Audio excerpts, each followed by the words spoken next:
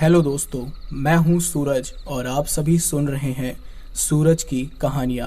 आशा करता हूं कि आप सभी बहुत अच्छे होंगे।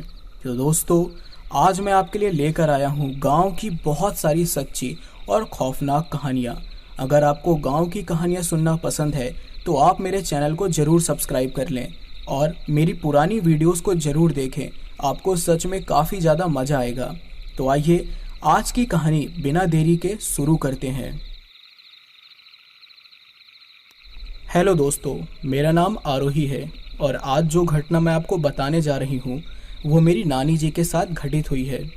मेरी नानी महाराष्ट्र के एक छोटे से गांव गुंजवाने में रहती थी और ये तब की बात है जब वो स्कूल में पढ़ाई करती थी। उनका स्कूल उनके घर से थोड़ा दूर था और वह स्कूल बस से ही जाती थी, लेकिन उनको अपनी स्कूल बस से जाने के लिए उनको अपने गांव से बाहर आना पड़ता था, जो कि 3 से 4 किलोमीटर दूर था।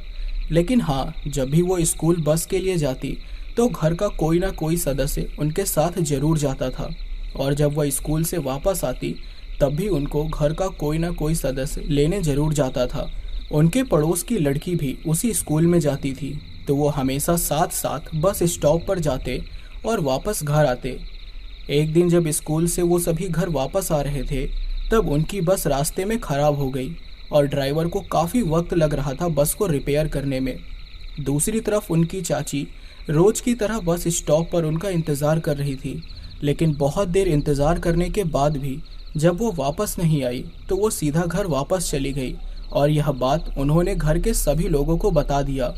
और दूसरी तरफ कुछ घंटों के बाद जब बस रिपेयर हो गया तो ड्राइवर ने मेरी नानी और उनकी फ्रेंड को उसी बस स्टॉप पर उतार दिया और जब वह दोनों बस से उतरे तब उन्होंने नोटिस किया कि अंधेरा काफ़ी ज़्यादा हो गया था और उस टाइम उन्हें वक्त का भी बिल्कुल पता नहीं चल रहा था कि आखिर कितना बज रहा है।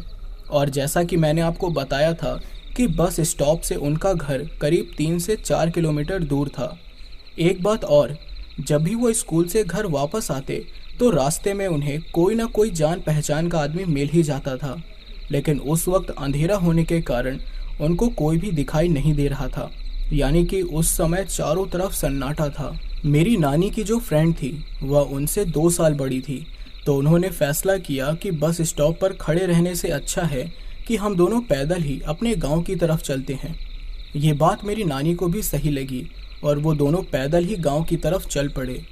और वो जिस रास्ते से जा रहे थे वो थोड़ा जंगल टाइप का इलाका था, यानी कि चारों तरफ काफ़ी बड़े बड़े पेड़ पौधे और झाड़ियाँ थी और उस वक्त वो इलाका एकदम सुनसान और डरावना लग रहा था, जिसके कारण मेरी नानी को भी थोड़ा डर सा लगने लगा था।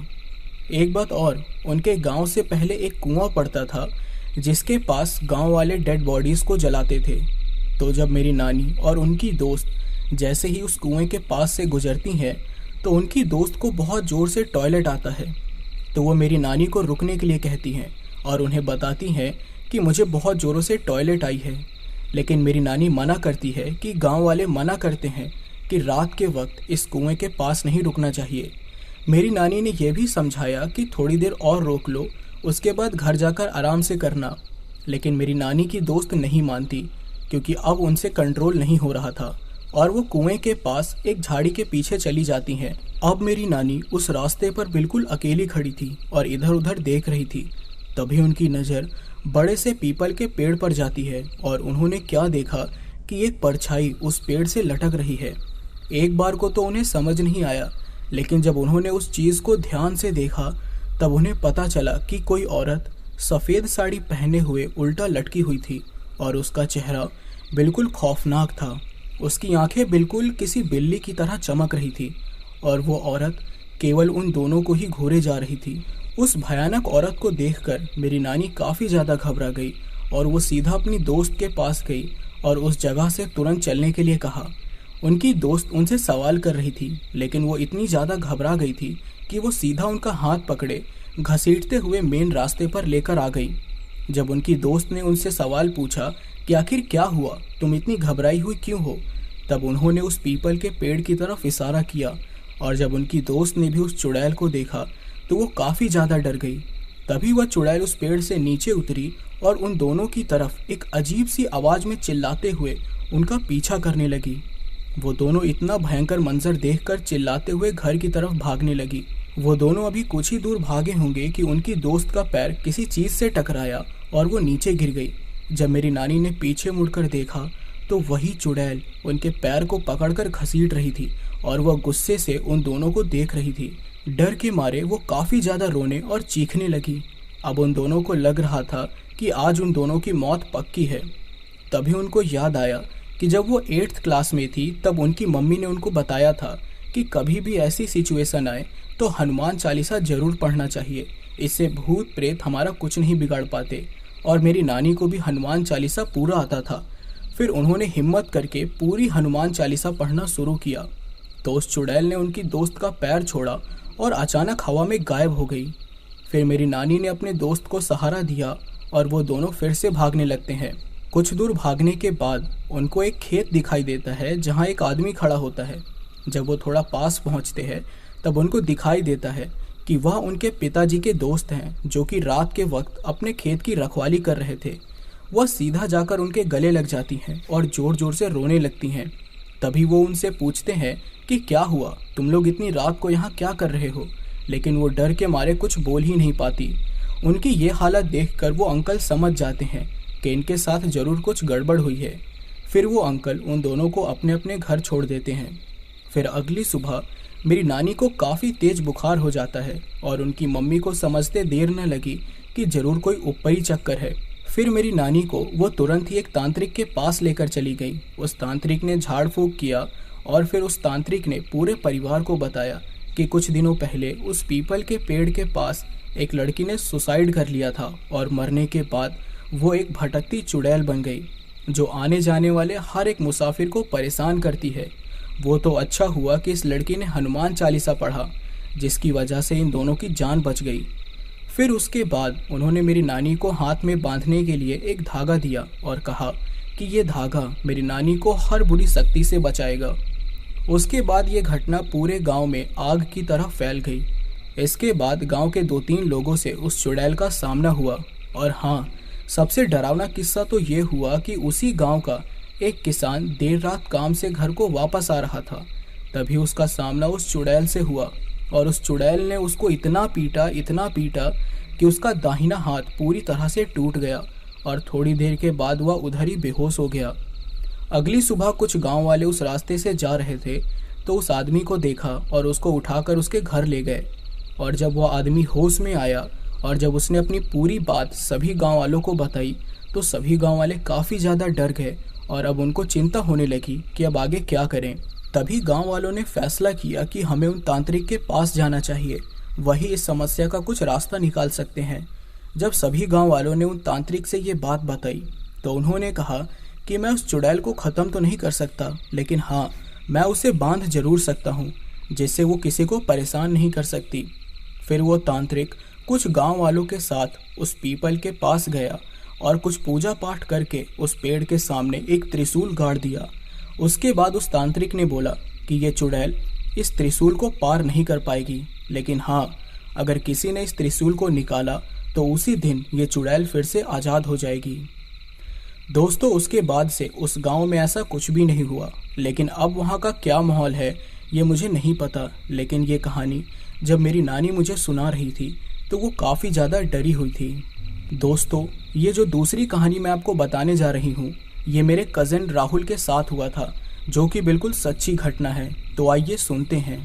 दोस्तों, मेरा कज़न जो राहुल है वो अभी 29 साल का है और ये घटना उसके साथ 2 साल पहले घटित हुई थी। मेरा जो कज़न राहुल है वह साउथ इंडिया केरला में रहता है। तो एक रात वो अपने दोस्त के घर गया था और जब वो वहाँ से आ रहा था तो रात काफ़ी ज़्यादा हो गई थी। और हाँ, उसके घर से पहले एक बीच पड़ता है जो कि सुनसान इलाके में था और वहाँ के लोगों का मानना था कि वह बीच हॉन्टेड है, इसलिए सुबह भी वहाँ पर बहुत कम लोग आते हैं और शाम होते ही वहाँ कोई भी इंसान दिखाई नहीं देता। मेरा जो कज़न है वो नास्तिक है, इसलिए वह भूत प्रेतों को नहीं मानता था और उसने मन में सोचा कि ये सारी फिजूल की बातें होती हैं। उसको पता नहीं किस बात की बहुत ही ज़्यादा टेंशन थी, तो उसने सोचा कि घर जाने से पहले थोड़ा समय बीच पर बिता लिया जाए, शायद उसका मन हल्का हो जाए। तो वह बीच पर गया और वहाँ एक जगह पर बैठ गया। जिस जगह पर वो बैठा था वहाँ पर काफ़ी अच्छी हवा चल रही थी, तो वह अपने प्रॉब्लम्स के बारे में सोचने लगा। तभी उसकी नज़र उसके दाहिने साइड पड़ी और उसने देखा कि थोड़ी दूर पर एक औरत खड़ी हुई है जो कि धीरे धीरे करके उसके पास ही आ रही थी। तो मेरा कज़न बता रहा था कि वो जो औरत थी वो उसको साफ साफ दिखाई नहीं दे रही थी, यानी कि कुछ धुंधला धुंधला सा उसका चेहरा दिख रहा था। जब उसने अपने हाथों से अपनी आंखें मली और फिर दोबारा देखने की कोशिश की तो इस बार वहाँ पर कोई नहीं था। तो उसने मन में सोचा कि शायद ये मेरा भ्रम हो सकता है और फिर से वह अपने ख्यालों में खो गया। उसको अभी 5 ही मिनट हुए होंगे कि तभी उसको ऐसा लगा कि उसके कंधे पर किसी ने बहुत ही ज़्यादा ठंडा हाथ रख दिया है। जब वो अचानक पीछे मुड़ा तो देखा वहाँ पर कोई भी नहीं था। उसको लगा कि शायद ठंडी हवा का झोंका हो सकता है। इसके बाद उसने समय देखा तो काफ़ी ज़्यादा देर हो गई थी। फिर वह उठा और अपने घर की तरफ रवाना हो गया। अगले दिन जब वो अपने ऑफिस से घर आ रहा था तो पता नहीं क्यों अचानक उसका मन उस बीच पर फिर से जाने का करने लगा और फिर वह बीच पर दोबारा चला गया और उसने अपनी जेब से सिगरेट का डब्बा निकाला और सिगरेट पीने लगा। साथ ही समुद्र की लहरों की आवाज़ उसको काफ़ी रिलैक्स फील करवा रही थी और ठंडी ठंडी हवा चलने के कारण उसकी दिन भर की सारी थकान मिट चुकी थी। लेकिन तभी अचानक उसने देखा कि वही औरत बीच के किनारे पर खड़ी हुई है। लेकिन इस बार उसने फैसला किया कि वो इस औरत के पास जाकर देखेगा। तो जब वो उसके पास जाने लगा तो उसने नोटिस किया कि वो जो औरत है उसके पैर ज़मीन पर नहीं है, यानी कि वह ज़मीन से एक हाथ ऊपर थी और पानी की लहरें उसके आर पार होकर गुजर रही थी। और जब उसने उस औरत का चेहरा ध्यान से देखा तो उसका चेहरा काफ़ी ज़्यादा डरावना और खौफनाक था। उसको देखते ही वो डर के कारण जम सा गया था। फिर 2 मिनट के बाद उसको होश आया कि उसने क्या देखा था और घबराहट के कारण जब उसने अपने आसपास देखा तो वहाँ पर कोई भी मौजूद नहीं था। वो जल्दी से भागते हुए अपनी बाइक की तरफ गया और बाइक को स्टार्ट करने लगा। बाइक पर बैठे बैठे जब उसने बीच की तरफ पीछे मुड़कर देखा तो वही औरत चीखते हुए मेरे कज़न की तरफ तेज़ी से आ रही थी। लेकिन वो तो अच्छा हुआ कि उसकी बाइक स्टार्ट हो गई और वह जल्दी से अपने घर की तरफ बाइक को भगाने लगा। घर पहुंचकर वह काफ़ी ज़्यादा थक और डर चुका था। पूरी रात उसको नींद नहीं आई और जो उसके साथ उस बीच पर हुआ उसी के बारे में वह पूरी रात सोचता रहा। और फिर उसने फैसला किया कि आज के बाद वह उस बीच पर कभी भी नहीं जाएगा। इस घटना को बीते अभी 1 हफ्ता हो गया था, लेकिन एक रात जब वो अपने रूम में सो रहा था तो उसको सपना आया कि वह उसी बीच पर खड़ा हुआ है और वो औरत उसके सामने से चलती हुई आ रही है और अचानक वो उड़कर उसकी छाती पर बैठकर उसका गला दबाने लगी। ये केवल एक सपना था, लेकिन उसको ऐसा एहसास हो रहा था कि जैसे रियल लाइफ में भी उसका कोई गला दबा रहा हो। अब उसको काफ़ी ज़्यादा दर्द होने लगा था। तभी अचानक वो चीखते हुए अपने सपने से जागा। उसकी आवाज़ सुनकर मेरे मामा मामी यानी कि उसके मम्मी पापा कमरे में आए तो देखा कि मेरा कज़न अपने आप में ही कुछ बड़बड़ा रहा था। उसकी मम्मी ने जब उसके सर पर हाथ रखा तो उसको बहुत तेज़ बुखार था। फिर उसकी मम्मी ने उसको दवा खिलाया और आराम करने के लिए लिटा दिया। उसके बाद वह पूरी रात अच्छे से सोया और सीधा उसकी नींद दोपहर के 2:30 बजे खुली। अब वह काफ़ी अच्छा महसूस कर रहा था। फिर उसके मम्मी पापा ने जब उससे रात के बारे में पूछा तब उसने अपना पूरा एक्सपीरियंस अपने मम्मी पापा को बता दिया कि उसके साथ क्या क्या घटित हुआ था। जब ये बात उसके पापा ने सुनी तो उनको काफ़ी ज़्यादा गुस्सा आ गया और उसको वो डांटने लगे। लेकिन तभी मेरा कज़न डर के मारे रोने लगा, क्योंकि पहले से ही वो काफ़ी ज़्यादा डरा हुआ था और अपने पापा की डांट को सुनकर वो और भी ज़्यादा रोने लगा। उसको रोता हुआ देख उसके पापा ने उसको दिलासा दिया और चुप कराया। फिर शाम को उसके मम्मी पापा पास के ही एक मंदिर में उसको लेकर गए तो वहाँ के पंडित जी ने बताया कि उस बीच पर कई लोगों की हत्याएं हुई हैं और कई लोग डूबकर मर चुके हैं, जिसके कारण वहाँ बुरी आत्माएं भटकती हैं और उन आत्माओं को बिल्कुल भी नहीं पसंद कि कोई भी बाहरी इंसान उस बीच पर आए। और अगर कोई गलती से उस बीच पर चला भी जाता है तो फिर वह उसका पीछा जल्दी नहीं छोड़ती, इसलिए शाम होते ही उस बीच पर कोई भी नहीं जाता। फिर उस पंडित जी ने कुछ पूजा पाठ किया और मेरे कज़न के हाथ में कलाई नारा बांधा और चेतावनी दी कि आज के बाद तुम उस बीच पर कभी नहीं जाओगे।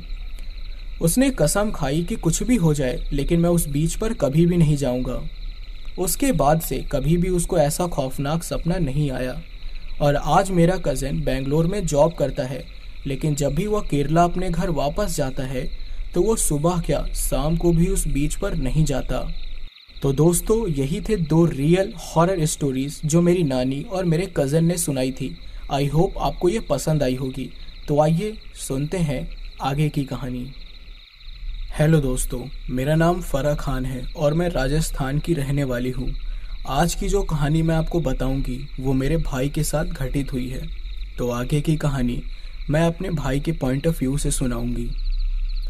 हम 5 दोस्त थे, रवि, प्रशांत, अजय, विशाल और मैं। हम सभी कॉलेज में मिले थे और हम लोगों में इतनी गहरी दोस्ती हो गई थी कि हम अगर कहीं भी घूमने जाते तो साथ में जाते थे। एक बार रवि ने मुझे बोला कि कॉलेज ख़त्म होने वाले हैं, हम लोग जिम ज्वाइन कर लेते हैं, इससे हमारा मिलना जुलना भी होता रहेगा। तो मैंने बोला ठीक है, कर लेते हैं। हम सब ने जिम ज्वाइन कर ली। फिर धीरे धीरे हमारा पार्टी करने का मन होने लगा। हम लोग ज़्यादातर बियर की पार्टी करते थे। तो रवि ने कहा कि हम हमारे सिटी से बाहर कहीं जाएंगे पार्टी करने के लिए, वो भी नाइट में। एक बात और, हमारी ज़्यादातर पार्टियां नाइट में ही होती थी, वो भी 9 बजे के बाद, क्योंकि दिन में वो मज़ा नहीं आता था। इसलिए मैंने बोला ठीक है। अब हम 5 दोस्त बिल्कुल रेडी हो गए जाने के लिए। फिर मैंने रवि से पूछा कि भाई चलना कहाँ है। उस दिन भी संडे था और रवि ने बोला कि अजमेर, जहाँ पे हम रहते हैं, वहाँ से 30 किलोमीटर दूर एक जगह है जिसका नाम अजय सर है। वो इतनी सुनसान जगह है कि दिन में भी कोई आदमी वहाँ दूर दूर तक नज़र नहीं आता।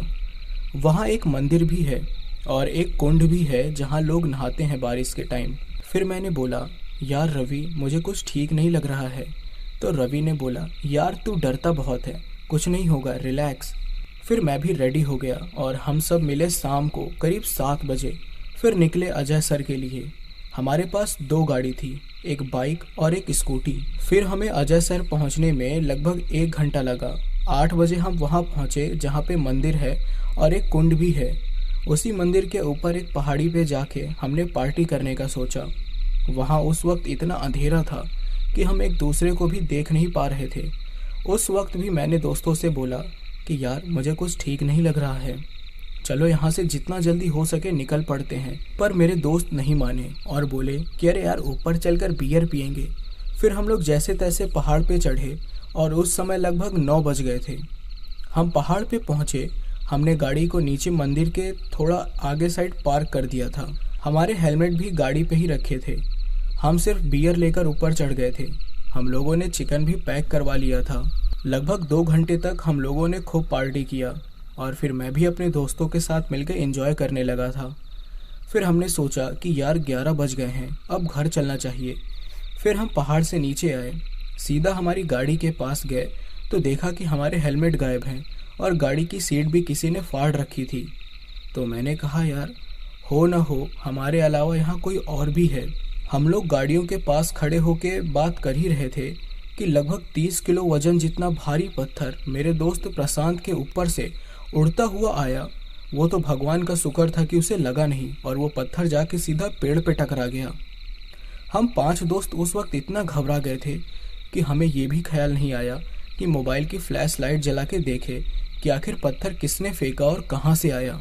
बट हमारे दिमाग ने काम करना बंद कर दिया था उस वक्त, और अंधेरा इतना ज़्यादा था कि हम एक दूसरे को देख भी नहीं पा रहे थे। जैसे तैसे हम जल्दबाजी में वहाँ से गाड़ी लेके निकले। थोड़ी दूर तक तो गाड़ी सही चली, पर फिर मेरे दोस्त रवि, जिसके पास स्प्लेंडर थी, उसकी पेट्रोल की नली कटी हुई थी, उसकी गाड़ी बंद पड़ गई। फिर मैंने रुमाल से बांध के उसकी गाड़ी खींची। जैसे तैसे हम वहाँ से निकले और एक गांव पड़ा। हम लोग गांव की तरफ पहुँचे, तब जाके चैन की सांस ली। गांव में आए तब वहाँ कुछ लोग बैठे थे। उन लोगों ने हमें देखा, फिर बैठाया और पानी पिलाया। हम लोगों ने उनको सारी बात बताई तो गांव के एक आदमी ने हमें बताया कि उस कुंड में न जाने कितने लोग डूब के मरे हैं। तुम लोगों को वहां नहीं जाना चाहिए था। हो न हो मैं दावे के साथ कह सकता हूं कि इतनी वजनी पत्थर कोई इंसान नहीं फेंक सकता। ये किसी दूसरी शक्ति का ही काम था। अगले दिन मेरे दोस्त रवि ने एक पंडित जी को ये सब बात बताया तो पंडित जी बोले कि तुम चारों की मौत पक्की थी, लेकिन तुम में से किसी एक ने तुमको बचा लिया है। लेकिन पंडित जी ने यह नहीं बताया कि हम पांचों में से आखिर वो एक इंसान कौन था जिसकी मौत नहीं होनी थी और जिसके कारण हम बच गए थे।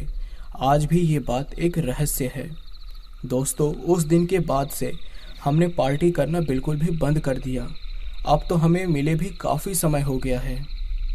तो दोस्तों, यही थी मेरे साथ घटी एक खौफनाक घटना।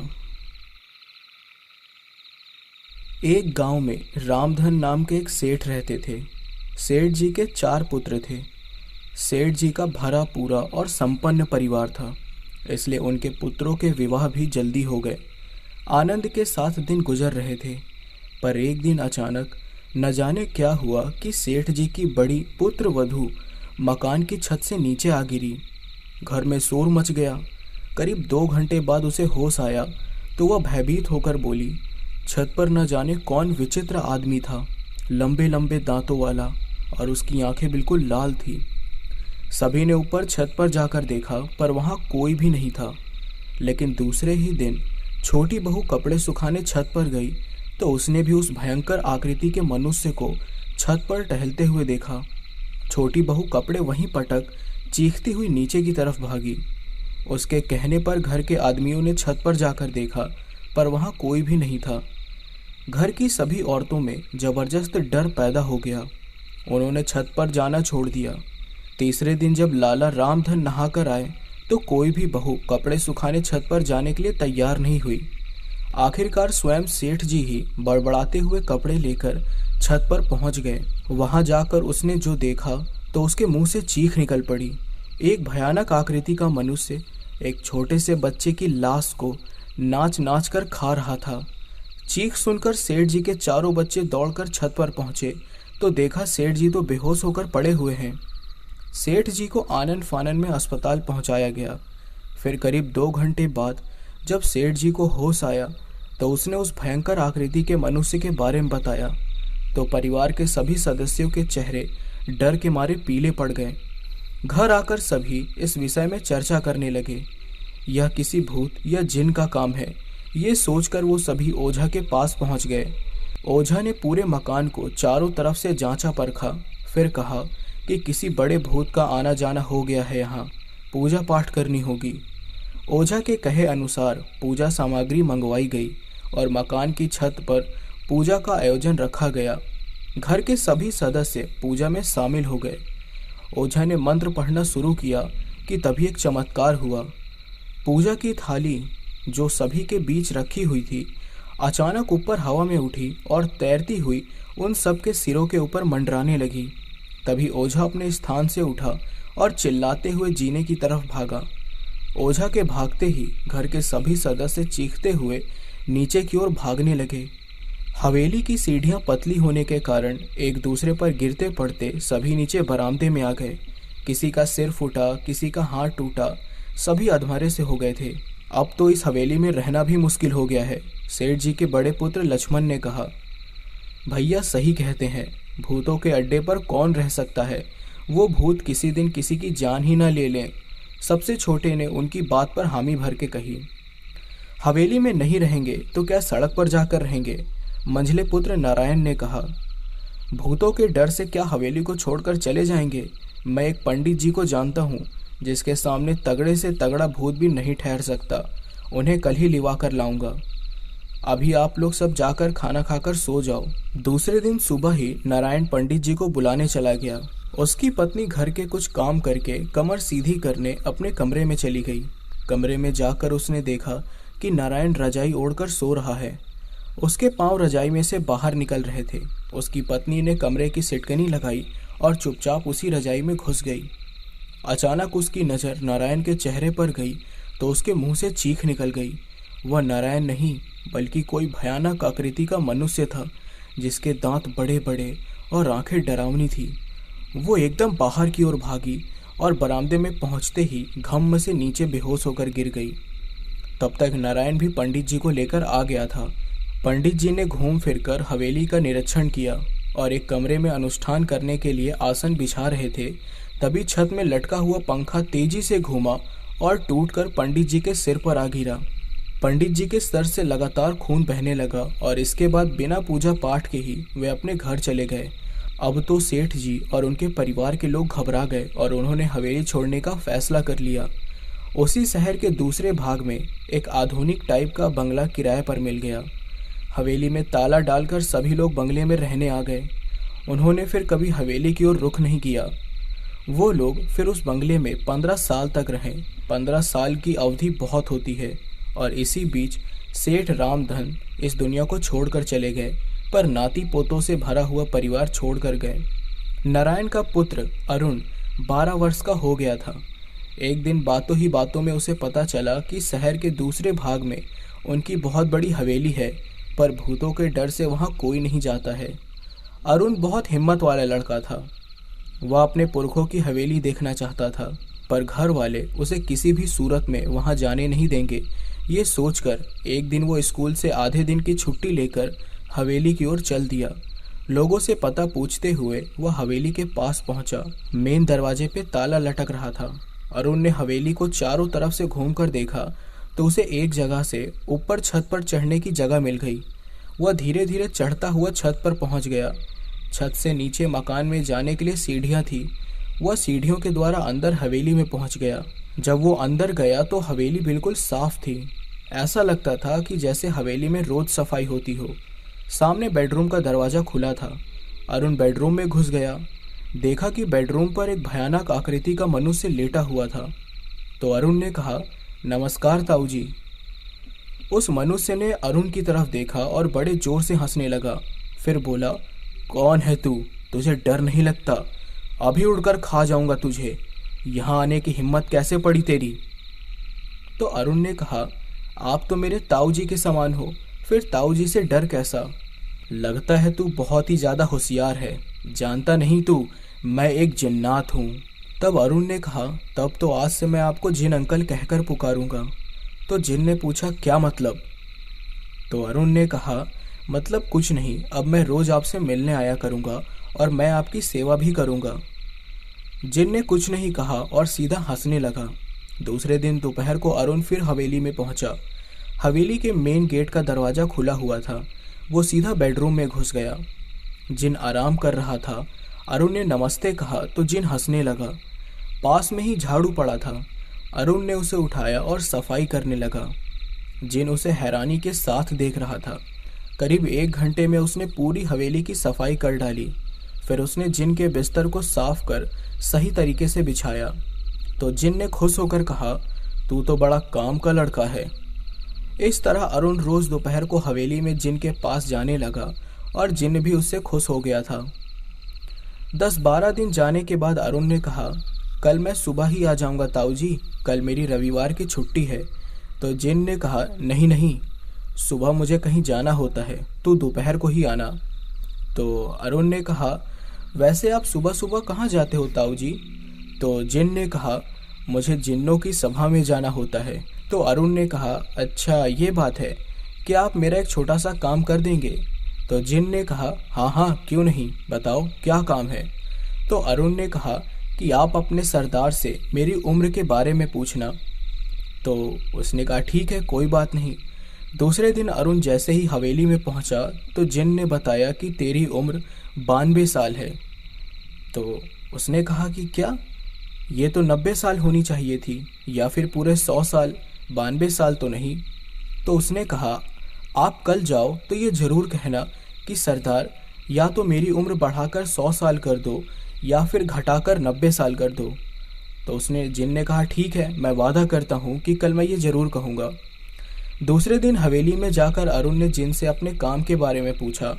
तो जिन ने हंसकर बताया कि मैंने सरदार से बहुत विनती किया, पर उन्होंने कहा, जो उम्र एक बार लिख दी है उसे 1 मिनट भी ना तो बढ़ा सकते हैं और ना ही घटा सकते हैं। फिर अरुण ने कुछ सोचते हुए कहा, अच्छा ये बात है। दूसरे दिन जब अरुण हवेली में गया तो उसके हाथ में एक मोटी सी जलती हुई लकड़ी थी। तो जिन ने पूछा, ये क्या है? तो अरुण ने कहा, पहले ये बताओ कि ये हवेली किसकी है? तो जिन ने कहा कि किसी की भी हो, अब ये मेरी हवेली है। तो अरुण ने कहा, नहीं, ये हवेली मेरी है और तुम्हें इसी वक्त इस हवेली से बाहर निकलना होगा। जिन ने कहा, क्या बोल रहा है लड़के, मैं तुझे अभी खा सकता हूँ। तो अरुण ने कहा, मूर्ख जिन, जब तुम्हारे सरदार ने मेरी उम्र को एक भी दिन घटा नहीं सका तो तेरी क्या औकात। ये कहकर जलती हुई लकड़ी को जिन की तरफ बढ़ाया तो जिन घिघियाने लगा और बोला, मुझे मुझे मत जलाओ, मुझे माफ़ कर दो। फिर अरुण ने कहा, अब ये बताओ, जब प्रत्येक व्यक्ति की उम्र फिक्स होती है तो तुम भूत प्रेत जिन उसे कैसे मार देते हो। तो जिन ने कहा, नहीं नहीं, हम भूत और जिन किसी भी आदमी को नहीं मार सकते। हम मनुष्यों को केवल डराते हैं और इस कारण बहुत से कमज़ोर दिल वाले लोग डर कर मर जाते हैं। अब मुझे जाने दो, मैं कभी भी इस हवेली में नहीं आऊँगा। तो अरुण ने कहा, ठीक है, मैंने तुम्हें माफ़ किया। फिर इसके बाद उसने परिवार को पूरी घटना बताई और सभी को लेकर दोबारा उस हवेली में आकर रहने लगा। दोस्तों, वास्तव में भूत प्रेत जिन मनुष्य को नहीं मार सकते, इसलिए उनसे कभी डरना नहीं चाहिए। ये कहानी 16 अक्टूबर 2012 की है। सुनने वाले भले ही इसे एक मनगढ़ंत कहानी मान ले, लेकिन वो कहते हैं ना, जिस पर बीतती है वही उस दर्द को समझ सकता है। ऐसा ही कुछ मुझ पर भी बीता, जिसे मैं आप सभी को सुनाना चाहता हूँ। ये बात आज से लगभग 3 साल पहले की है, जब मैं अपने करीबी दोस्त की शादी में शामिल होने उसके गांव गया था। हम दोनों दिल्ली की एक कंपनी में साथ में काम करते थे, लेकिन उसका परिवार राजस्थान के एक छोटे से गांव से संबंध रखता था। उसके विवाह से जुड़े सभी आयोजन वहीं गांव में ही होने थे, इसलिए उसकी शादी से 3 दिन पहले ही मैं वहां जाने के लिए निकल पड़ा। जयपुर एयरपोर्ट पर उतरने के बाद मैंने उसके गांव पहुंचने के लिए एक टैक्सी की। मेरे दोस्त साहिल का गांव जयपुर से काफ़ी दूर था। ड्राइवर ने पहले ही कहा था कि पूरे 24 घंटे में ही हम उस गांव में पहुंच पाएंगे। सफ़र लंबा था, इसलिए टैक्सी ड्राइवर से बातें भी शुरू हो गई। बातें करते करते उसने गांव देहातों में फैले भूत प्रेतों के किस्सों का जिक्र छेड़ दिया। ड्राइवर का कहना था कि जिस गांव में मैं जा रहा हूं, वहां तो डायनों का आना बहुत आम बात है। उसने मुझे एक नहीं न जाने कितने ही किस्से सुना दिए उस गांव और डायन से जुड़े हुए। अब आप तो जानते ही हैं कि दिल्ली जैसे महानगर में रहने वाले युवा कहाँ इन आत्माओं और डायनों की बात पर यकीन करते हैं। मेरे जैसे अधिकांश लोगों के लिए ये सब मनोरंजन का एक जरिया हो सकता है, इससे ज़्यादा कुछ नहीं। लेकिन शायद वो आखिरी बार था जब मैंने इन सब काली शक्तियों को बस एक मजाक के रूप में लिया था, क्योंकि उसके बाद तो जैसे मैंने इन पर ना सिर्फ विश्वास करने लगा, बल्कि हर समय इनकी उपस्थिति का एहसास भी करने लगा। इसे सिर्फ कहानी समझने की भूल मत करना। ड्राइवर का कहना था कि सुबह 8 बजे तक हम अपनी मंजिल पर पहुंच जाएंगे। रात 10 बजे के आसपास हमने एक ढाबे पर खाना खाया और फिर सफ़र की थकान की वजह से आंख लग गई। अचानक हमारी गाड़ी भी खराब हो गई, और वो भी ऐसी जगह जहां से कुछ भी मदद मिलना लगभग नामुमकिन था। मुझे समझ नहीं आ रहा था कि क्या किया जाए। सुबह होने का इंतज़ार भी नहीं कर सकते थे और आसपास कोई ठीक जगह भी नहीं थी। ड्राइवर का कहना था कि 2 से 3 किलोमीटर पर एक ढाबा है, आप वहां पहुंच जाओ, मैं गाड़ी ठीक करवा कर आ जाऊंगा। मैंने उसकी बात मान ली और पैदल चलने लगा। बहुत चलना था, इसलिए कानों में ईयरफोन लगा लिया और सोचा टाइम पास हो जाएगा। कुछ दूर चलते ही मुझे ऐसा लगा जैसे मेरे साथ कोई चल रहा है। बड़ी तेज महक सी आई और बहुत देर तक अपने साथ किसी और के होने का एहसास हुआ।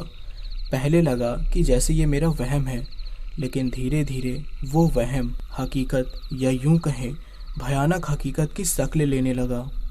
पहले मुझे केवल एहसास हो रहा था कि कोई मेरे साथ साथ चल रहा है, लेकिन धीरे धीरे किसी की शारीरिक आकृति मुझसे कुछ कदम दूरी पर दिखने लगी।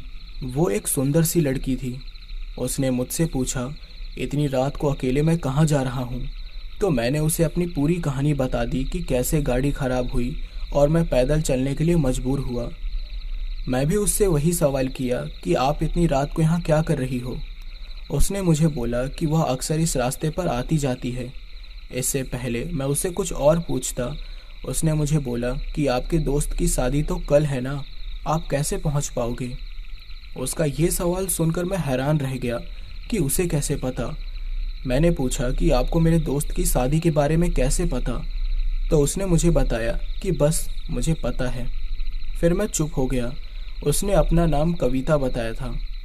फिर वह कोई अजीब सा गाना गुनगुनाने लगी और मैं चुपचाप उसके साथ चलता रहा। आगे बढ़ा तो सामने एक बड़ा और घना पेड़ दिखाई दिया। मैं उसकी तस्वीर उतारने लगा तो उस लड़की ने मुझे ऐसा करने के लिए रोक दिया। तो मैंने पूछा क्यों? तो उसने बोला, रात के समय तस्वीर नहीं उतारते। मैंने अपना कैमरा अंदर रख लिया। तभी मेरी नज़र अचानक पेड़ से थोड़ी दूर पर खड़ी 3 औरतों पर गई। तीनों औरतें धीरे धीरे मेरे पास आने लगी। जैसे जैसे वो मेरे पास आती गईं, उनका चेहरा नज़र आने लगा जो कि बहुत डरावना था। वो मुझे अपने पास बुलाने लगी, लेकिन कविता ने उनका इशारा देख लिया और मुझे तेज तेज चलने के लिए बोला। मैं चलने क्या, भागने लगा। थोड़ी दूर आते ही वो औरतें गायब हो गईं और मैंने कविता से पूछा कि वो कौन थी। उसने बताया कि वो इस गांव में पिछले कई 100 सालों से घूम रही हैं। गांव के लोग उन्हें बुरी आत्माएं कहते हैं। आपको उनसे बचाने के लिए ही मैं आपके साथ साथ आई हूँ। मैंने पूछा, तुम कैसे बचा सकती हो? फिर उसने कोई जवाब नहीं दिया।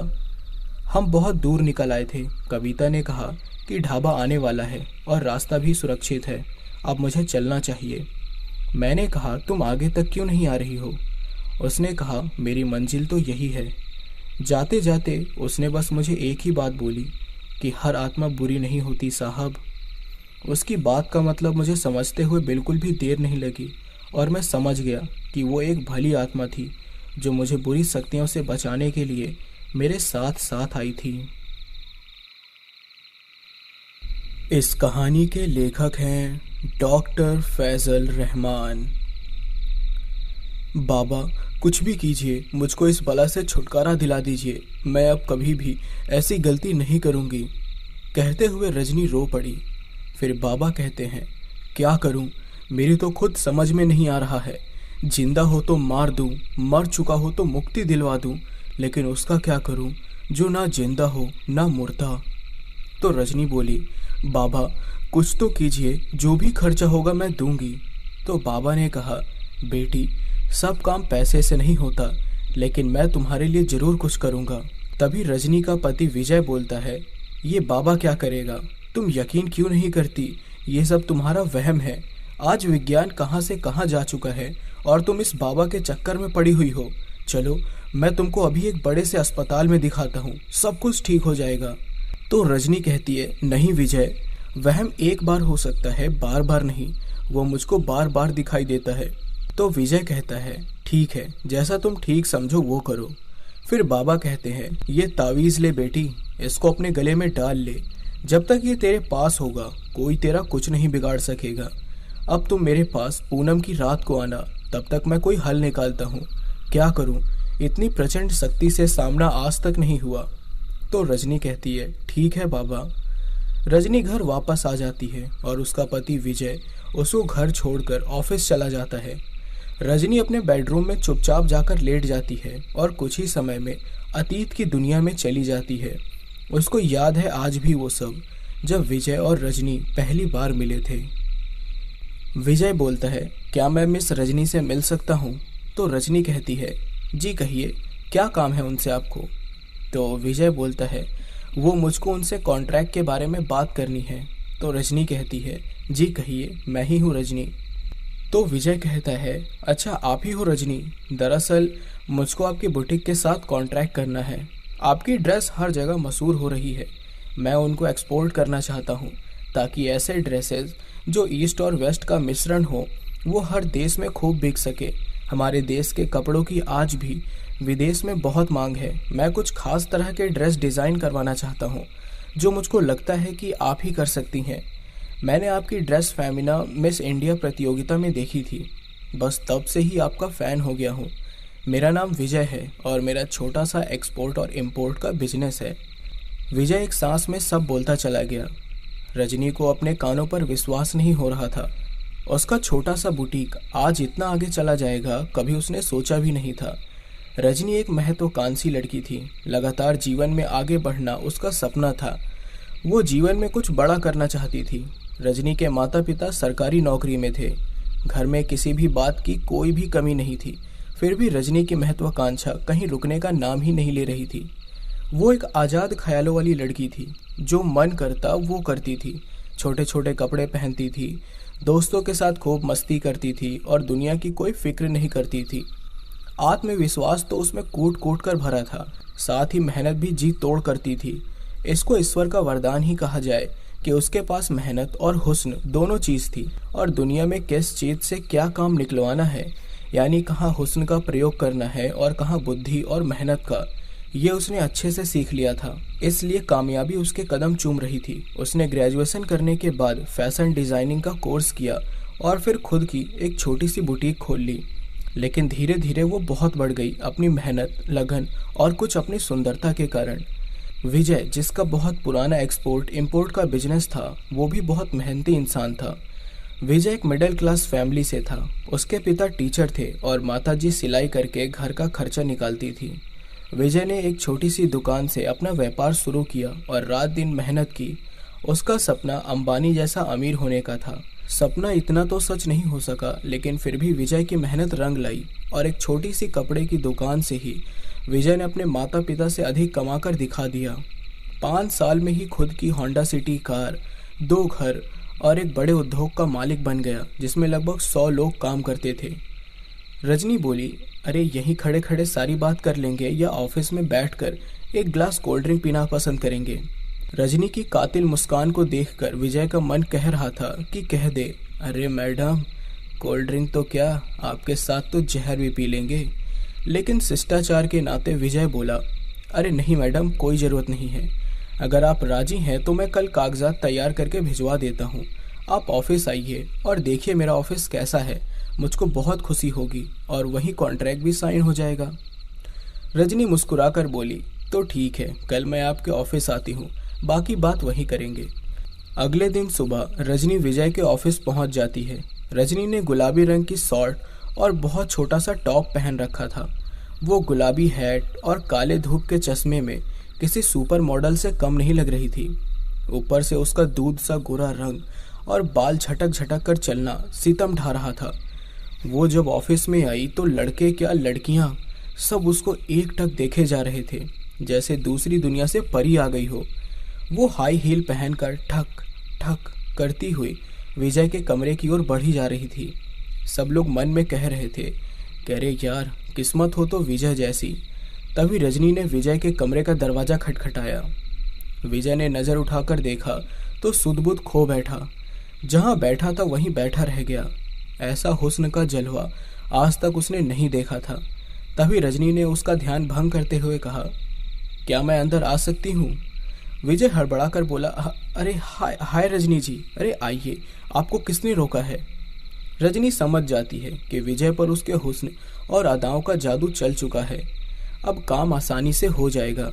रजनी कुर्सी पर आराम से बैठ जाती है और विजय से कहती है, तो कैसे हैं आप मिस्टर विजय? ऑफिस तो बहुत खूबसूरत है आपका। विजय का मन तो कह रहा था कि कह दे कि अरे आपसे ज़्यादा खूबसूरत तो कुछ भी नहीं है, लेकिन खुद को रोकते हुए बोला, अरे थैंक यू मैम, बस यही छोटा सा काम है अपना। तो रजनी बोली, जी तो काम की बात की जाए, पेपर्स तैयार हो तो मंगा लीजिए। विजय ने कहा, अरे मैडम, इतनी भी क्या जल्दी है जाने की, कुछ ठंडा तो ले लीजिए, काम तो होता ही रहेगा। तभी विजय ने घंटी बजाई। सब कुछ पहले से ही तैयार था। एक चपरासी एक ट्रॉली में पास्ता, गोलगप्पे, टिक्की, समोसे, बर्गर, रसगुल्ले, आइसक्रीम और कोल्ड ड्रिंक लेकर आ गया। तो रजनी चौंक कर बोली, अरे अरे विजय जी, इतना सारा खाना किसके लिए है? तो विजय बोला, अरे रजनी जी, ये आपके लिए है, क्योंकि मुझको पता नहीं है कि आपको क्या पसंद है, तो बस जो समझ आया वही मंगवा लिया। आमतौर पर लड़कियां यही खाती हैं। रजनी हंसते हुए बोली, अरे बहुत तजुर्बा है आपको लड़कियों की पसंद का, क्या बात है? तो विजय बोला, अरे जो आप समझ रही हैं ऐसी कोई बात नहीं है, मैं तो बस यूं ही। विजय की बात सुनकर रजनी हंसते हुए कहती है, अरे आप तो दिल पर लगा बैठे, मैं तो बस यूं ही कह रही थी। इसके बाद रजनी ने एग्रीमेंट साइन किया। रजनी ने एग्रीमेंट यानी कॉन्ट्रैक्ट में कुछ बदलाव भी कराए, जिसमें रजनी का ज़्यादा फायदा था। लेकिन विजय तो रजनी पर इतना ज़्यादा फिदा हो गया था कि सब जानते समझते हुए भी जैसे रजनी ने कहा वही किया। रजनी आज बहुत खुश थी। इतना ही नहीं, पूरे ऑर्डर की पेमेंट रजनी को 100% कर दी जाएगी, जो कि करीब 5 लाख रुपए थी। रजनी के तो पैर आज जमीन पर ही नहीं पड़ रहे थे। आज वो हो गया था जिसकी कभी उसने सपने में कल्पना की थी। अब रजनी और विजय अक्सर मिलने लगे थे, कभी ऑफिस में, कभी पार्क में, कभी किसी मीटिंग में। विजय अक्सर कपड़े देखने के बहाने रजनी के बुटीक पर आने लगा था। किसी न किसी बहाने से, कभी यहाँ स्कर्ट छोटी है, कभी इस ड्रेस का रंग ठीक नहीं है, कभी ब्लाउज में बैकलेस होना चाहिए, ये आदि आदि ऐसे एग्जाम्पल वो देता रहा। यूं तो रजनी भी समझती थी कि विजय उसके हुस्न के जाल में फंस गया है। वैसे रजनी को विजय में कोई खास दिलचस्पी नहीं थी, लेकिन उससे काम निकालना था, इसलिए मीठी मीठी बातें करती रहती थी। वो सोचती थी कि जब पंछी खुद ही जाल में फंस चुका है तो फिर काम निकलवाने में आखिर बुरा क्या है। उधर विजय के दिल में रजनी की मोहब्बत परवान पर चढ़ रही थी और विजय ने मन ही मन सोच भी लिया था कि रजनी को ही अपनी पत्नी बनाऊंगा। फिर वो दिन आया जब रजनी का पहला ऑर्डर विदेश गया और उसके बनाए हुए कपड़े एक चैनल पर फैशन शो में दिखाई दिए। आज रजनी फूले नहीं समा रही थी। आज वो हो गया था जिसकी कल्पना उसने केवल सपने में ही की थी। उधर विजय ने भी सोचा था कि रजनी से अपने दिल की बात कह दूंगा। रजनी ने अपने घर एक सक्सेस पार्टी रखी। उस पार्टी में विजय को चीफ गेस्ट बनाकर बुलाया गया। शहर का हर नामी आदमी आज इस पार्टी में शामिल था। पार्टी एक बहुत बड़े रिजॉर्ट में थी। पार्टी शुरू होने के बाद रजनी स्टेज पर गई। आज वो किसी परी से कम नहीं लग रही थी। उसने गुलाबी रंग का साइड कट और बैकलेस गाउन पहना था, जो उसने खुद इस दिन के लिए बनाया था। आज वो इतनी हॉट लग रही थी कि सबकी नज़र उस पर टिकी हुई थी। एक तो दूध से गोरा रंग, उस पर मॉडर्न ड्रेस, हाई हील की सैंडल, मैचिंग ज्वेलरी, एक हाथ में छोटा सा पर्स और दूसरे हाथ में आईफोन। उस पर उसकी नसीली आंखें और खुले बाल गजब ढा रहे थे। हर दिल आज उसके लिए धड़क रहा था। विजय ने भी सारी तैयारी कर ली थी। इस पार्टी में विजय के माता पिता भी आए हुए थे। वैसे भी उन्होंने कई बार रजनी को देखा था। जब विजय को स्टेज पर स्वागत के लिए बुलाया गया तो उसने मौका देखकर रजनी को प्रपोज कर दिया और एक हीरे की अंगूठी जो वो पहले से लाया था उसके सामने घुटने के बल बैठकर उसकी ओर बढ़ा दी। रजनी इस सब के लिए बिल्कुल भी तैयार नहीं थी, लेकिन इतना बड़ा अवसर सामने हो तो कोई मूर्ख ही होगा जो ना कहेगा। उसने सोचा कि शादी तो करना ही है एक दिन, तो फिर आज ही करने में क्या बुराई है। और वैसे भी वो विजय को जान गई थी इतने समय में कि वो एक अच्छा इंसान है। विजय से शादी करके रजनी को 2 फायदे होने वाले थे।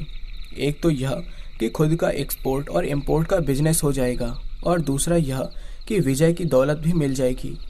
यही सब सोचकर उसने हाँ कर दी। विजय और रजनी को भी इस रिश्ते में कोई आपत्ति नहीं थी। वो दिन विजय और रजनी की जिंदगी का यादगार दिन था। विजय ने रजनी को अपनी कंपनी की CEO बना दिया। अब तो कभी लंदन, कभी पेरिस जाना आम बात हो गई। रजनी के सारे सपने पूरे हो गए। उधर विजय भी बहुत खुश था। उसको उसकी पसंद की जीवन संगिनी मिल गई थी। इसी तरह वक्त गुजरता गया।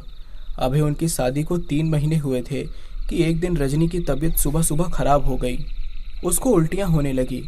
रजनी उन दिनों एक बहुत बड़े प्रोजेक्ट पर काम कर रही थी, जिसके माल की कीमत करोड़ों में थी, इसलिए बहुत बिजी थी। उल्टियाँ होने के बाद गाड़ी चलाकर ऑफिस चली गई। विजय ने मना भी किया और कहा कि एक दिन में कोई नुकसान नहीं होगा, लेकिन रजनी नहीं मानी। उसने रास्ते से केमिस्ट की दुकान से उल्टी रोकने की दवा खरीदकर खा ली और ऑफिस के काम में जुट गई। धीरे धीरे वक्त और बीता और रजनी के पेट में हल्का हल्का दर्द रहने लगा।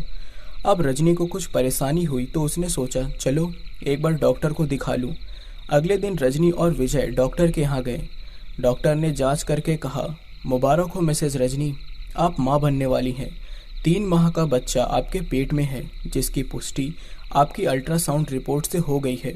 ये सुनकर विजय खुशी से उछल पड़ा। तुरंत 20,000 रुपये डॉक्टर के हाथ पर इनाम के रखे और 10,000 की मिठाई पूरे अस्पताल में बांटी। लेकिन रजनी का मुंह लटक गया और वो बोली, लेकिन ये सब कैसे विजय?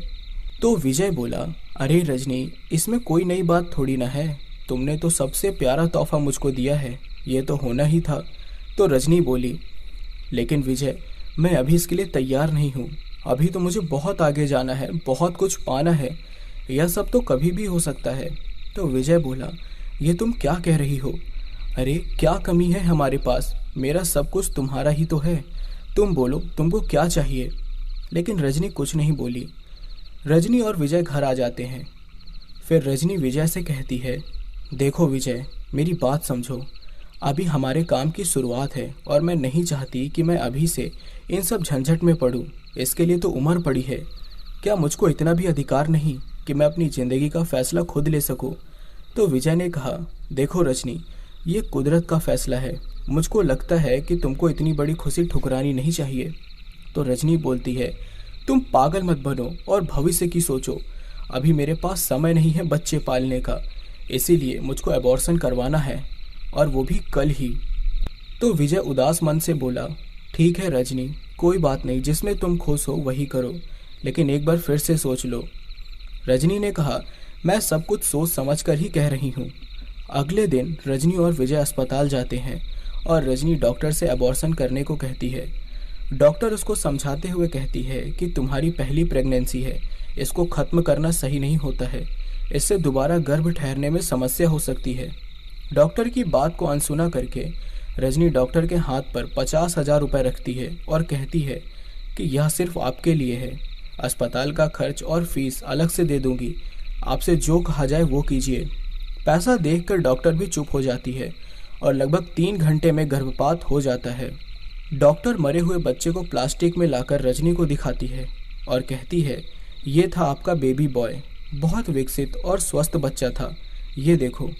रजनी एक नज़र उस खून से सने लाल मांस के लोथड़े को देखती है और कहती है, थैंक यू डॉक्टर, आपने मुझको मुसीबत से छुटकारा दिला दिया।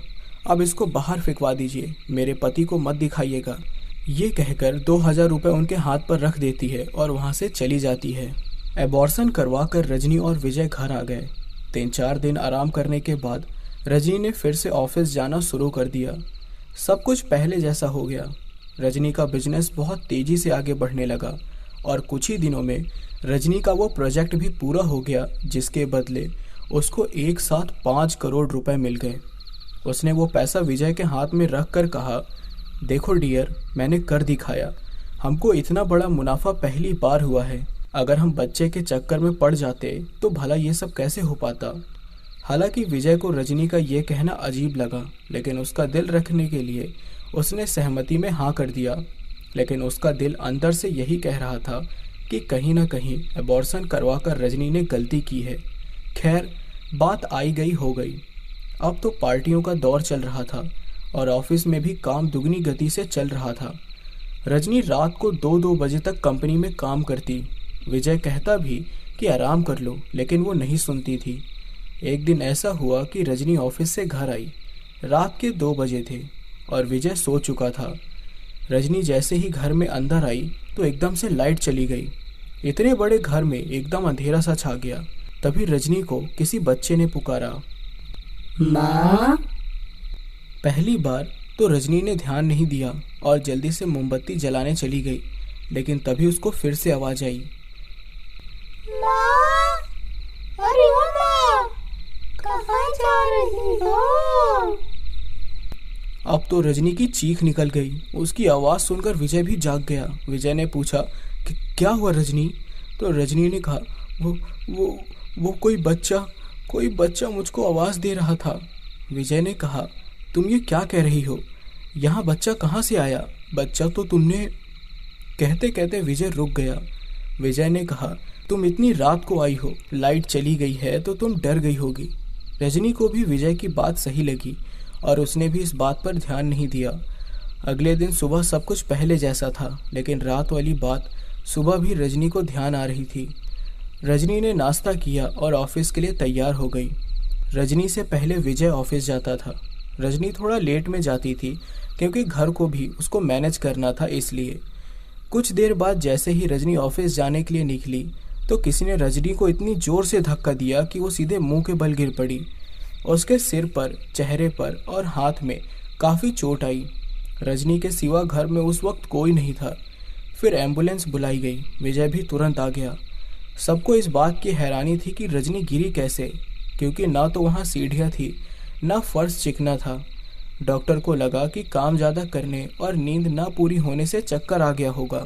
कुछ दिनों के लिए रजनी ने ऑफिस जाना बंद कर दिया और डॉक्टर ने उसको आराम करने की सलाह दी। एक दिन रजनी किचन में अपने लिए सूप उबाल रही थी।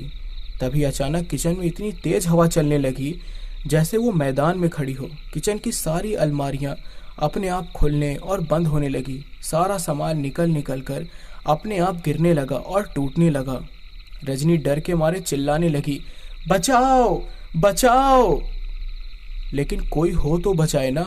सारा सामान गिरकर टूट गया, यानी कि कम से कम हजारों का नुकसान हो गया। रजनी ने तुरंत विजय को फोन किया। विजय आया तो किचन का नज़ारा देखकर घबरा गया। उसको अपनी आंखों पर विश्वास ही नहीं हो रहा था। रजनी बहुत डर गई थी, वो रोए जा रही थी। विजय को भी बहुत अजीब लगा कि घर के अंदर की रसोई में इतनी तेज हवा कहाँ से और कैसे आई। उसी रात को एक बात और हुई। रजनी सो रही थी, तभी उसको ऐसा लगा जैसे सारे कमरे की चीज़ें हिल रही हो।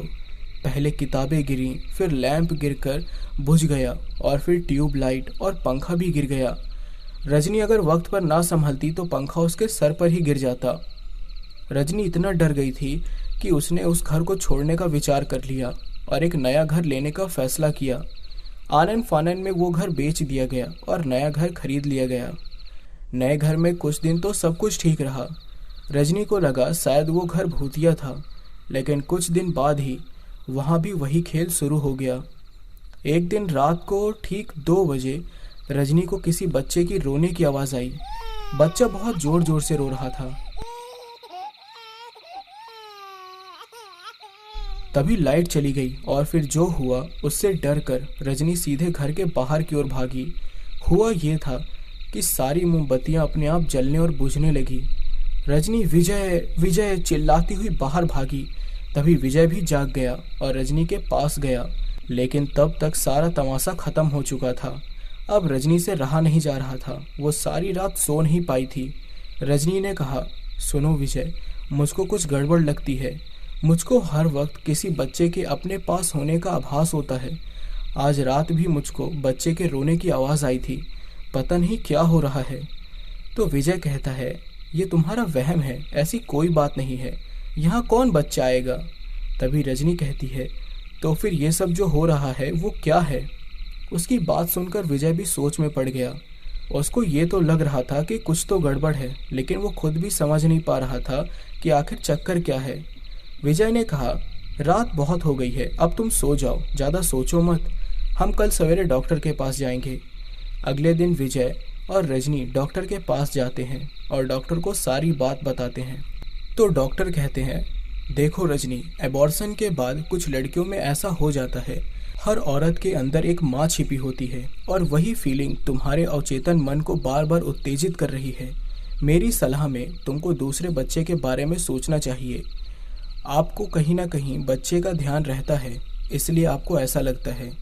डॉक्टर की बात सुनकर रजनी इतना भड़क जाती है और कहती है, देखो डॉक्टर, मैं यहाँ इलाज करवाने आई हूँ, आपकी सलाह लेने नहीं। अगर आप इलाज कर सकती हो तो बता दो, वरना हम कहीं और दिखा लेंगे। डॉक्टर ने उसकी बात का कोई जवाब नहीं दिया और कुछ दवा पर्चे पर लिख कर दे दी और कहा कि अगर ज़रूरत पड़े तो दोबारा आ जाना, वरना आपकी मर्जी। विजय को ऑफिस जाना था, तो वो रजनी को घर छोड़कर ऑफिस निकल गया। रजनी का मन बहुत उदास था। उसको भूख भी लगी तो सोचा बर्गर ही मंगवा कर खा लूँ। उसने फ़ोन करके बर्गर ऑर्डर किया और कुछ ही देर में बर्गर आ भी गया। बहुत अच्छी खुशबू आ रही थी पैकेट में से। उसने जल्दी बर्गर खाने के लिए पैकेट खोला, लेकिन जैसे ही उसकी नज़र बर्गर पर पड़ी तो चीखती हुई घर से बाहर भाग गई। उसने देखा कि बर्गर के पैकेट में बर्गर नहीं बल्कि एक अजन्मा बच्चा खून से लथपथ रखा हुआ है। रजनी की सांस फूल रही थी और डर के कारण उसको चक्कर आ रहे थे। वो जैसे तैसे हिम्मत करके घर के अंदर आई और विजय को फ़ोन करके सारी बात बताई। विजय तुरंत घर आ गया। तो विजय ने कहा, क्या हुआ रजनी? रजनी कुछ बोलने की हालत में नहीं थी। डर के कारण उसकी आवाज़ भी नहीं निकल रही थी। उसने ज़मीन पर पड़े बर्गर के डब्बे की ओर इशारा किया। तो विजय ने कहा, क्या है इसमें? तो रजनी बोली, वो बच्चा, मेरा मरा हुआ बच्चा है उसमें विजय। विजय बोलता है, खुद को संभालो रजनी, ऐसा कैसे हो सकता है, रुको मैं देखता हूँ। इतना कहकर विजय बर्गर का डब्बा खोलता है और बर्गर निकालकर रजनी को देखता है और कहता है, ये देखो रजनी, सिर्फ बर्गर है, इसमें और कुछ भी नहीं है। तुम पता नहीं क्यों इतना डर रही हो। चलो अब खा लो, इसको मैं तुमको अपने हाथों से खिलाता हूँ। रजनी को डर तो बहुत लगा, लेकिन विजय के कहने पर उसने बर्गर खा लिया। रजनी रात दिन यही सोचती कि कुछ तो बात है। मुझको बच्चे की आवाज़ आना, मरा हुआ बच्चा दिखना, किचन का सारा सामान गिरना, मोमबत्तियों का खुद जलना बुझना, आखिर क्यों हो रहा है, क्या है आखिर ये सब। अगले दिन सुबह रजनी ने सोचा कि ऑफिस चली जाती हूँ, शायद खाली पड़े पड़े मुझको ये सब हो रहा है। विजय रजनी से पहले ऑफिस चला गया और रजनी ने विजय को ये नहीं बताया कि वो भी ऑफिस आएगी। रजनी ऑफिस के लिए तैयार हो रही थी कि तभी किसी ने दरवाजे की घंटी बजाई। रजनी ने आवाज़ दी, कौन है, लेकिन कोई जवाब नहीं आया। दोबारा दरवाजे की घंटी बजाई गई तो रजनी ने सोचा, चलो जाना तो है ही, देख लेती हूँ कि कौन है। रजनी ने जल्दी से दरवाज़ा खोला, लेकिन उसने जो देखा उसको देखकर कोई शायद जीवित भी नहीं रह सकता। दरवाजे पर एक छोटा बच्चा लगभग 3 महीने का खड़ा था और वो भी पूरा जला हुआ था। उसकी आंखें लाल अंगारों की तरह जल रही थी और नाक और मुंह से धुआं, कभी कभी आग भी निकल रही थी। रजनी इतनी बुरी तरह से चीखी कि उसकी आवाज़ ही बैठ गई। उसके मुंह से बस इतना निकला, कौन हो तुम? तो बच्चा बोला, मुझको मारकर इतनी जल्दी भूल गई माँ। तो रजनी ने बोला, मैंने किसी को नहीं मारा, लेकिन तुम कौन हो? तो बच्चा बोलता है, इससे पहले कि मुझको कोई नाम मिलता तूने मेरी हस्ती ही मिटा दी। अब क्या नाम बताऊं तुझको? कच्चा कलुआ कहते हैं लोग मुझको तेरी दुनिया में। मेरी दुनिया में तो नाम की जरूरत ही नहीं पड़ती। मैं तेरी वही संतान हूँ जिसको तूने 2 महीने पहले डॉक्टर से मरवा दिया था। लेकिन तू चिंता मत कर, तूने तो मुझको अपनी दुनिया में नहीं आने दिया, लेकिन मैं तुझको अपनी दुनिया में जरूर साथ ले जाऊंगा। आज से तेरी उल्टी गिनती शुरू। बच्चे की ये बात सुनकर रजनी बुरी तरह कांपने लगी। उसका शरीर ठंडा पड़ गया, पसीने से लथपथ हो गई वो। फिर भी खुद को संभाल कर बोली, मुझको माफ कर दे बेटे, मुझसे बहुत बड़ी गलती हो गई। तू यहाँ मेरे पास रहे, जो तू कहेगा मैं वही करूँगी। अपनी माँ को माफ नहीं करेगा तू? बच्चा ये सुनकर बहुत जोर से हंसा, और जब वो हंसा तो उसके मुंह से आग और धुआं ऐसे निकला जैसे किसी ने इंजन का मुंह खोल दिया हो। फिर वो बोला, जिस माँ ने मुझको अपना बच्चा नहीं समझा उसको माँ समझूं? बोलो। जिसने मुझको बकरे की तरह कटवा दिया उसको माँ समझूं? बोलो। नहीं, बिल्कुल नहीं। ना तू मेरी कोई है और ना मैं तेरा कोई हूँ। तुझको पता नहीं है मुझ पर क्या गुजरी है। मैं बच्चा जरूर हूँ, लेकिन मूर्ख नहीं हूँ। इतना कहकर बच्चा वहां से गायब हो गया।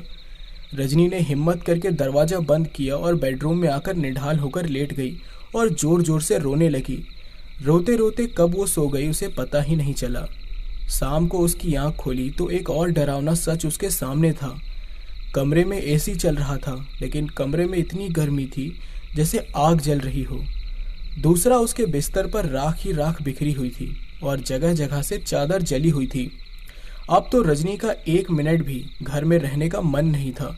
वो जल्दी जल्दी सामान बांधने लगी। शाम को जैसे ही विजय आया तो रजनी उससे लिपट कर रोने लगी। दिन में जो भी कुछ हुआ सब कुछ विजय को बताया। विजय भी पहली बार ये सब देखकर घबरा गया। विजय ने कहा कि घर बदलना इस समस्या का हल नहीं है। विजय ने रजनी से कहा, देखो रजनी, मुझको समझ नहीं आ रहा कि क्या सही है क्या गलत, लेकिन मैंने तुमसे गर्भपात करने के लिए मना किया था ना? तो रजनी ने कहा, हाँ विजय, शायद तुमने ठीक कहा था, कुछ तो गड़बड़ है। चलो हम किसी बाबा को दिखाते हैं। विजय ने बोला, लेकिन हो सकता है कि यह तुम्हारा वहम हो। रजनी ने कहा, मैंने पता किया है कि यहाँ एक बहुत बड़े बाबा रहते हैं, इस बात का फैसला वही करेंगे। यही सब सोचते सोचते दरवाजे की घंटी बजी और रजनी अपने ख्यालों से बाहर आ गई। रजनी ने दरवाज़ा खोला तो विजय आया था। आते ही बोला, आज तो कुछ नहीं हुआ ना रजनी?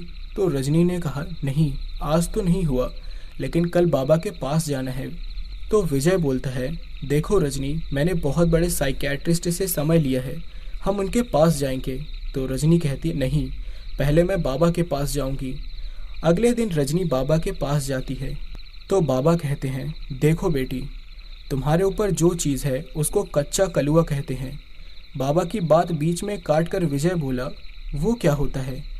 तो बाबा ने कहा, कच्चा कलुआ ऐसा बच्चा होता है जिसको पैदा होने से पहले ही मार दिया गया हो या वो खुद ही मर गया हो। ये बहुत खतरनाक होता है क्योंकि जन्म मरण का कोई नियम इस पर लागू नहीं होता, क्योंकि जो जन्मा ही नहीं उसको मृत्यु नहीं दी जा सकती। क्या तुम्हारा कोई बच्चा मर गया था? अब विजय से रहा नहीं गया और बोला, बाबा, ये सब इसकी करतूत है, इसने ही अपने बच्चे को। अभी विजय की बात पूरी भी नहीं हुई थी कि रजनी लगभग चिल्लाकर बोली, ओ विजय, स्टॉप इट। रजनी की बात सुनकर विजय चुप हो गया, लेकिन बाबा समझ जाते हैं कि क्या बात है। तो बाबा बोलते हैं, देखो बेटी, औरत के लिए माँ बनना ही सबसे बड़ा सुख है। तुम एक बार ईश्वर की इच्छा को पूरा तो होने देती, फिर देखती, दुनिया तो क्या, तुम खुद को भूल जाती। इस दर पर लोग 10 साल से औलाद के लिए आ रहे हैं, लेकिन अब तक ईश्वर ने नहीं सुनी और तुमने। खैर छोड़ो, मुझ बूढ़े की बात कौन सुनेगा। देखो, मैं तुमको एक हंडिया देता हूँ। ये हंडिया तुमको ठीक रात को 2 बजे कब्रिस्तान में 2 कब्रों के बीच दबानी होगी। काम बहुत खतरनाक है और तुम दोनों में से कोई एक ही जा सकता है। इस पर विजय ने कहा, बाबा, मैं रजनी के लिए कुछ भी करने को तैयार हूँ, मैं जाऊँगा। तो बाबा कहते हैं, ठीक है, लेकिन सुनो, कोई तुमको आवाज़ दे तो जवाब मत देना और पीछे मुड़कर तो मत देखना। अगर जरा भी गड़बड़ की तो दोनों की जान जा सकती है। रात होते ही विजय हंडिया लेकर कब्रिस्तान की ओर चल दिया। उधर रजनी भी घबरा रही थी कि पता नहीं क्या होगा। जब विजय कब्रिस्तान पहुंचा तो बाबा वहीं बैठे हुए थे और बोले, आ गए तुम, चलो जल्दी से अपना काम शुरू करो। देखो, वो सामने वाली जो कब्र है उसको खोदो और हंडिया दबा दो। लेकिन विजय बोलता है, बाबा, आपने तो कहा था कि हंडिया 2 कब्रों के बीच में दबाना है। तो बाबा बोलते हैं, मूर्ख, बहस मत कर, वो कच्चा कलुआ तेरी बीवी के पास जाने वाला है। 2 कब्र ढूंढने का समय नहीं है तुम्हारे और मेरे पास, जल्दी करो। विजय ने पूरी जान लगा दी, जल्दी से कब्र खोदी, हंडिया उसके अंदर डाली और कब्र पर मिट्टी डालकर बंद करने लगा। जैसे ही कब्र पूरी तरह बंद हुई तो विजय बिना पीछे देखे कब्रिस्तान से बाहर आने वाले दरवाजे की ओर चल पड़ा। अभी विजय 10-20 कदम ही चला होगा कि तभी पीछे से धमाके की आवाज़ आई और आग की लपटों से चारों ओर उजाला हो गया। विजय ने अचानक पीछे मुड़कर देखा तो वो कब्र फट चुकी थी और हंडिया टूट चुकी थी जिसमें से आग निकल रही थी। ये देखकर विजय का मुंह खुले का खुला रह गया। तभी एक छोटा सा बच्चा हंसता हुआ आया और बोला, मेरा मकसद पूरा हुआ। तुमको पागल बनाकर तुम्हारे उस बाबा की सारी मेहनत मिट्टी में मिला दी। वो मुझको क्या मारेगा? मरते तो वो हैं जो जन्म लेते हैं, मरेगा तो वो तेरा बाबा और वो तेरी पत्नी। जा देख, तेरे उस बूढ़े बाबा की क्या हालत हुई है। विजय ये सुनकर घबरा गया और सीधे बाबा के घर की तरफ वहां से भागना शुरू कर दिया। बाबा के घर जाकर देखा तो बहुत बुरा हाल था। बाबा के शरीर से खून बह रहा था और बड़े बड़े घाव हो गए थे, मानो बम से उड़ा दिया गया हो उनको। विजय के जाते ही बाबा बोले, बेटा, अनर्थ हो गया। उस मायावी ने मेरा रूप लेकर तेरे साथ छल कर दिया, जिससे मेरी विद्या उल्टा मुझ पर पड़ गई। देख मेरा क्या हाल हुआ है। विजय बाबा को लेकर सीधे अस्पताल गया। बाबा को वहां भर्ती कर लिया गया और नींद का इंजेक्शन देकर उनको सुला दिया गया।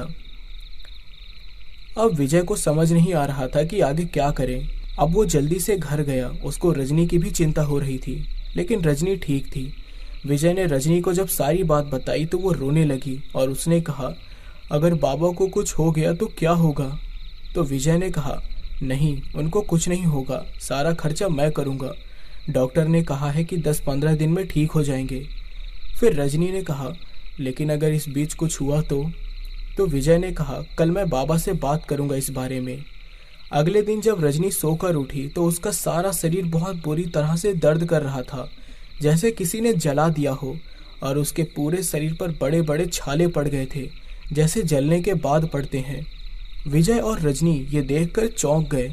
रजनी का दर्द बढ़ता ही जा रहा था और कुछ छाले तो खुद ही फूट रहे थे और उनमें से खून और पस निकल रहा था।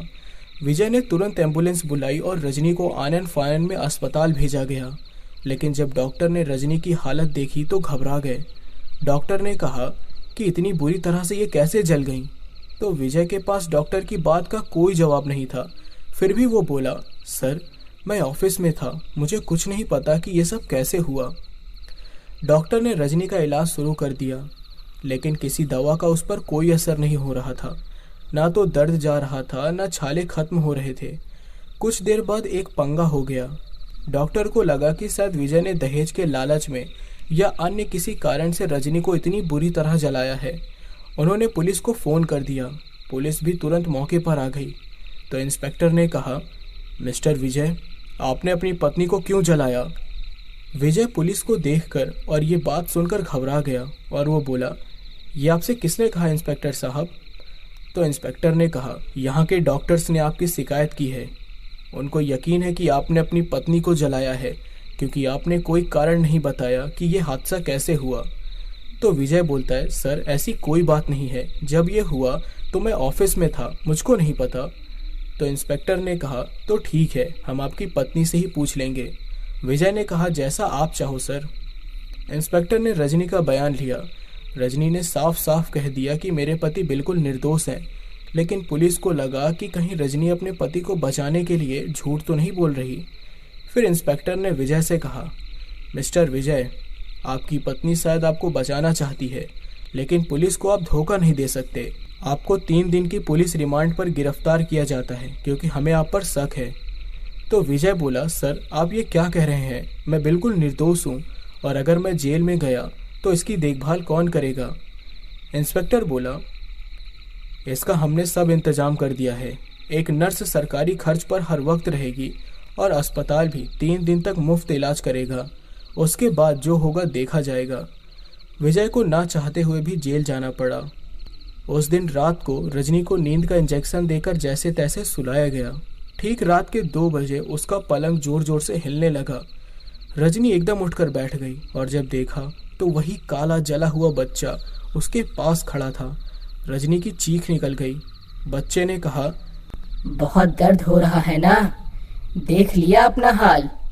तो रजनी ने कहा, मुझे माफ कर दो, सारा जीवन जो तुम कहोगे मैं वही करूंगी। मैं तुम्हारी गुनहगार हूँ, मुझको इस दर्द से मुक्ति दे दो। तो कच्चा कलुआ बोला, दर्द? तुम इसको दर्द कहती हो? दर्द तो मुझको हुआ था जब डॉक्टर ने तेरे कहने से मुझको तेरे गर्भ से निकाला था। तुझको पता है, एक नलिका होती है जिसके द्वारा मैं तेरे शरीर से जुड़ा हुआ था और सांस ले रहा था।